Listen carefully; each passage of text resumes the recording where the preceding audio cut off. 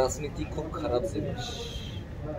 এইখানে অজগর সাপড়ে কোল বালিশ বানাইয়া জড়াইয়া ধরে শুয়ে থাকে।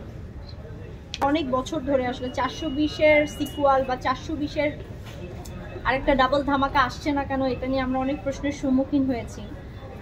প্রশ্নের সম্মুখীন হতে হতেই আসলে মাথায় এলো যে আচ্ছা ঠিক আছে, this is the high time for 840।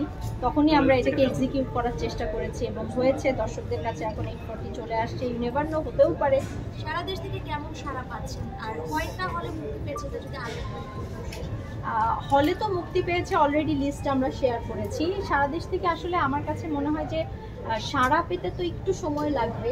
তো বাট এখন পর্যন্ত মাল্টিপ্লেক্সগুলোতে বা অনেকগুলো হল থেকে আমরা ভালো সাড়া পেয়েছি। সবাই পছন্দ করছে, স্পেশালি স্টুডেন্টরা পছন্দ করছে। এটা আমাদের বড় প্রাপ্তি।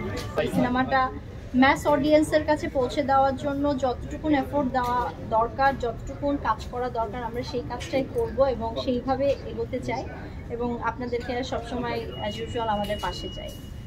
তাহলে আমাকে প্রশ্ন করবো, নাসির ভাইকে একটু, নাসির ভাইয়ের সঙ্গে একটু কথা বলা শুরু হয়ে গেছে। নাসির ভাই জোরে কথা বলবে। তাও যদি পুরো সিনেমা আপনার একটা পছন্দের ডায়লগ দর্শক শুরুটা করুন না। এটা হচ্ছে এরকম হয়ে গেল, শিল্পী গানের শিল্পীকে যখন বলা হয় একটা গান গিয়ে শোনাতে, আপনি গান গিয়ে দিতে পারেন।